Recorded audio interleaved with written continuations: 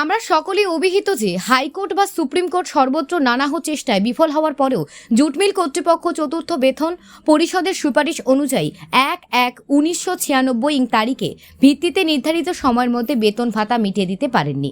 কর্তৃপক্ষের বক্তব্য হলো রাজ্যের সরকার নাকি টাকা দিচ্ছেন না, কিন্তু আমরা জানি রাজ্যের সরকার আদালতের নির্দেশ মেনে নিয়েছেন এবং উপযুক্ত তহবিল অনুমোদন পূর্বক এক প্রস্ত টাকা দিয়েছেন। সে অর্থ পেয়ে জুট মিল কর্তৃপক্ষ ছলচাতুরি এবং লুকোচুরি করে অত্যন্ত গোপনে প্রায় শতাধিক শ্রমিক কর্মচারীকে আংশিক টাকা পাইয়ে দিয়েছে।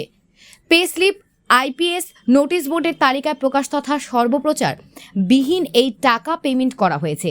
যারা টাকা পেয়েছেন তারা নিজেরাই জানেন না যে কিসের টাকা, কত টাকা, অজ্ঞাতসারে কে বা কারা দিচ্ছেন, কিসের জন্য দিয়েছেন।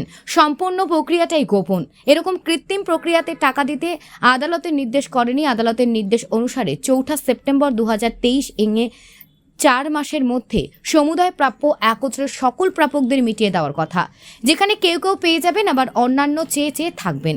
এইরূপ পক্ষপাতদৃষ্ট বিভাজন পদ্ধতি অনুসরণ আদালতের নির্দেশ নয়। অতএব আমাদের জোরালো দাবি হলো এইসব ন্যায্যপ্রাপ্ত তনগত তথা আইন মাফিক মিটিয়ে দিতে হবে। আপনারা জানেন, আমরা চটকলের শ্রমিক কর্মচারীরা দীর্ঘ লড়াই সংগ্রাম করে আসছি। হাইকোর্ট, সুপ্রিম কোর্ট আমাদের টাকাটা গত ৪ সেপ্টেম্বর থেকে ২০২৩ থেকে ৪ মাসের মধ্যে মিটিয়ে দেওয়ার কথা, কিন্তু তারা এখনও পর্যন্ত এটা মিটিয়ে দিতে পারেনি। ওনারা বলার চেষ্টা করছেন যে সরকার পক্ষ নাকি টাকা দিচ্ছেন না। তা আমরা সেখানে জানতে পারলাম সরকার নীতিগতভাবে এটা স্বীকার করে নিয়েছেন এবং প্রায় ২০ কোটি টাকার মতো একটা অংশ টাকা দিয়ে দিয়েছেন। এই টাকাটা জুট মিলের কর্তৃপক্ষ কোনো রকমের নিয়ম শৃঙ্খলাবিহীন কিছু কিছু শ্রমিককে পাইয়ে দিয়েছেন, তাও আংশিক। একটা মানুষের টাকা দিতে গেলে যে নিয়ম পদ্ধতি আছে এগুলি অনুসরণ করা হয়নি। দীর্ঘদিন ধরে আমরা এই কথাগুলি বলছি, কিন্তু সরকার পক্ষ সেখানে এটা লুকোচুরি করার চেষ্টা করছেন। যাদেরকে টাকা দিয়েছেন তাদের পে স্লিপ, তাদের আইপিএস বা নোটিশ বোর্ডে বা একটা পাবলিকেশন করা, এগুলি তারা করেননি। না করে তারা গোপনে ব্যাংকে গিয়ে কতিপয় শ্রমিকের আংশিক টাকা দিয়ে এসেছেন। যিনি টাকা পেয়েছেন সে বলতে পারেন না যে কিসের টাকা, কে দিল, কাহারা দিল, কী জন্য দিল, এগুলি কিছুই বলতে পারছেন না। ফলে সমস্ত শ্রমিকদের মধ্যে একটা ধোঁয়াশা তৈরি হয়েছে এবং খুবও দুঃখিত হয়েছে। আমরা এটা জেনে আমরা গত ২১শে মে রাজ্যের শিল্প দপ্তরের শিল্প অধিকর্তার কাছে আমরা ডেপুটেশনে মিলিত হয়। শিল্প অধিকর্তার কাছে যে ডেপুটেশনে যে আমরা মেমোরেন্ডামটা দিয়েছি, সেই মেমোরেন্ডামে আমরা সব কিছু বলেছি এবং আমরা বললাম যে টাকাটা এভাবে চুরি করে দেওয়ার কী অর্থ আছে। এটা সরকারি টাকা, এটা গোপনে প্রদান করা তো কোনো মানে নাই। আমাদের পে স্লিপ কোথায়, আমাদের আইপিএস কোথায়, এই সমস্ত কথা আমরা বললাম। তারপরে এটা মানুষ জানার জন্য এটা নোটিফিকেশন দরকার, যে টাকাটা পাবে, যে পাবে তাকে ডেকে তো টাকা দেওয়া দরকার। তাদেরকে কিছুই না বলে ব্যাংকের মাধ্যমে কিছু টাকা না ঢুকিয়ে দেওয়া হয়েছে। কিসের টাকা বলা যাচ্ছে না, বলতে পারছে না। যিনি পেয়েছেন তিনিও বলতে পারছেন না। উনি আমাদের এই কথাগুলি শোনার পরে মন দিয়ে শুনেছেন এবং উনি আমাদের যৌক্তিকতাটা স্বীকার করেন। স্বীকার করার পর আমাদের যে মেমোরেন্ডাম এইটা সহ এই যে অনিয়ম, সে অনিয়মগুলির কারণগুলি দিয়ে উনি জুট মিলের ম্যানেজিং ডাইরেক্টরকে একটা চিঠি দিয়েছেন যে শ্রমিক কর্মচারীরা যৌথ কমিটি মিলে তারা আমার কাছে ডেপুটেশন দিল, এই কথাগুলি বলেছেন, আমি মেমোরেন্ডামটাও দিলাম, এর জবাবটা এমডি তুমি তাড়াতাড়ি আমার কাছে দাও। এই ধরনের চিঠি দিয়ে এমডিকে জিজ্ঞাসা করা হয়েছে যে এইভাবে কেন পেমেন্ট হলো, এইভাবে কেন হচ্ছে সরকারি টাকা, এবং এর একটা কপিও আমাদের কাছে দেওয়া হয়েছে। এই বিষয়ে আমরা যখন আলোচনা করি, তখন শিল্প দপ্তরের যে অধিকর্তা তিনি আমাদেরকে রিকোয়েস্ট করলেন যে আমি তো ফাইলটা লিখেছিলাম টাকার জন্য গভর্নমেন্টের কাছে, একটা অংশের টাকা দিয়েছে, বাকি টাকা চেয়ে আমি গভর্নমেন্টের কাছে চিঠি লিখেছি। গভর্নমেন্ট নাকি ফাইলে বলে দিয়েছেন যে জুট মিলের সম্পত্তি বেচে, জায়গা সম্পত্তি বেচে টাকা দেওয়ার কথা বলে দিয়েছেন। এবং তৎসঙ্গে উনি আমাদেরকে আমাদের কাছে একটা রিকোয়েস্ট করেছেন সাহায্য চাওয়ার জন্য। বলছেন যে শিল্প অর্থমন্ত্রী অথবা অর্থ সচিবের কাছে আপনি একটু সহযোগিতা করেন আমাদেরকে, আমরা তো লিখেছি, আপনারা একটু বলুন যে টাকাটা যেন দিয়ে দেন, তাহলে পরে আমরা টাকাটা যেন অচিরেই দিতে পারি। এই মোতাবেকে আমরা অর্থমন্ত্রী রাজ্যের মাননীয় প্রণজিৎ শাহ মহাশয়ের কাছে এবং অর্থ সচিব ওনার কাছে আমরা 2টা চিঠি দিয়েছি ডেপুটেশনে মিলিত হওয়ার জন্য, কিন্তু এখনও পর্যন্ত আমাদেরকে তার রেসপন্স আমরা পাইনি। তবে আমরা আবার ওনাকে রিকোয়েস্ট করার চেষ্টা করব। এই যে পরিস্থিতি, এই পরিস্থিতিতে গত পরশুদিন অর্থাৎ 23শে জুন আমরা ডুকলি মিলনায়তনে সহস্রাধিক শ্রমিকদেরকে নিয়ে আমরা একটা সাধারণ সভা করেছি। সেই সাধারণ সভা থেকে আমরা 5টা প্রস্তাব নিয়েছি।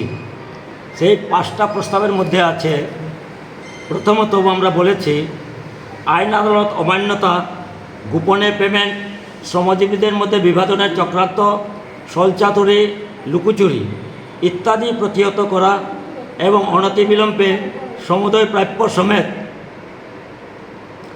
প্রাপ্য সমেত পে স্লিপ আইপিএস আদায়ের উদ্দেশ্যে প্রত্যেকে এবং একযোগে আমরা আগামী 29শে জুন 2024 ত্রিপুরা জুট মিল লিমিটেডের ম্যানেজিং ডাইরেক্টরের নিকট বরাবরে গণনোটিশ পেশ করব। এবং এই গণনোটিশটা আমরা প্রত্যেককে দিয়েছি। ওই দিন আমাদের সাধারণ সভার মধ্যে প্রত্যেককে আমরা গণনোটিশের কপি ধরিয়ে দিয়েছি। তারা আগামী 29 তারিখ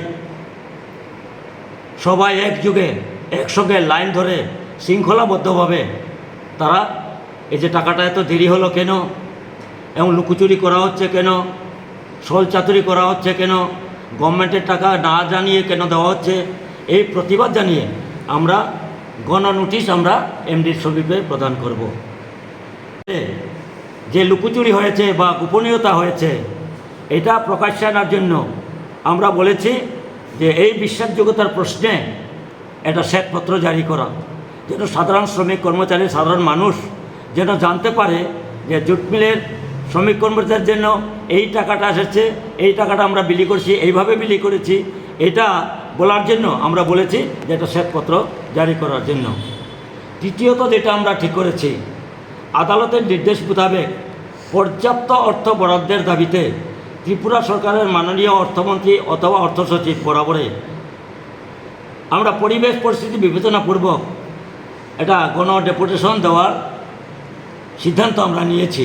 এবং এটার তারিখ আমরা ঠিক করে নিই, কারণ আমরা ডেপুটেশনের জন্য সময় চেয়েছি।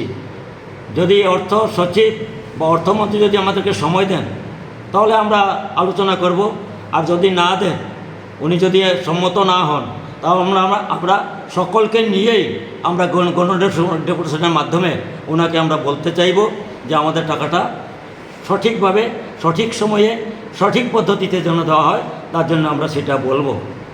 তারপরে আমরা চতুর্থ যেটা নিয়েছি, আমাদের জুট মিলে যারা বসবাস করেন তাদের ঘরবাড়ি নেই, তাদের জন্য পুনর্বাসনের ব্যবস্থা করার কথাটাও আমরা এখানে রেখেছি। এবং তারা চেষ্টা করছেন যে আমাদেরকে সেখান থেকে উচ্ছেদ করার জন্য, অথচ আমাদের যে লেনদেন, এই যে সুপ্রিম কোর্টের রায়, হাইকোর্টের রায় মেনে যে টাকাটা দেওয়ার কথা, এটা না দিয়ে আমাদেরকে সেখান থেকে আমাদেরকে বিতাড়িত করার চেষ্টা করছে। এর প্রতিবাদে আমরা সোচ্চার হয়েছি, মামলাও করেছি। এখন সরকার পক্ষকে প্রতিদিন 500 টাকা করে ফাইন দিতে হয় তাদের ভুলের কারণে। আমাদেরকে অন্যায়ভাবে নোটিশ করেছিল, সেটাও আমরা প্রতিহত করেছি। শ্রমিকরা বহাল তবিতে আমরা আমাদের কোয়ার্টারগুলিতে আছি, এবং আমরা বলেছি যাদের বাড়িঘর নেই, ভিটে মাটি নেই, তাদের জন্য যেন সরকার পক্ষ এবং জুট মিল ম্যানেজমেন্ট তাদের পুনর্বাসনের জন্য একটা যেন ব্যবস্থা করে দেন। এই জন্য আমরা সেখানে সেই প্রস্তাবটা রেখেছি। পঞ্চমত, আমাদের ইউনিয়নের জন্য আমরা একটা তহবিল করার জন্য সেখানে একটা আমরা প্রস্তাব রেখেছি। এই যে বিষয়গুলি আমরা গত সাধারণ সভাতে বিস্তারিতভাবে আলোচনা করেছি। এখানে উল্লেখযোগ্য, সেই সাধারণ সভায় আমাদের প্রধান অতিথি তথা উদ্বোধক হিসাবে উপস্থিত ছিলেন আমাদের আইনজ্ঞ বরিষ্ঠ আইনজীবী তথা হিউম্যান রাইটস অর্গানাইজেশনের সম্পাদক মাননীয় পুরুষোত্তম রায় মহোদয়। তিনি বলেছেন, উনি আমাদের এই আইনের এই মামলারও আইনি একজন উকিল আমাদের।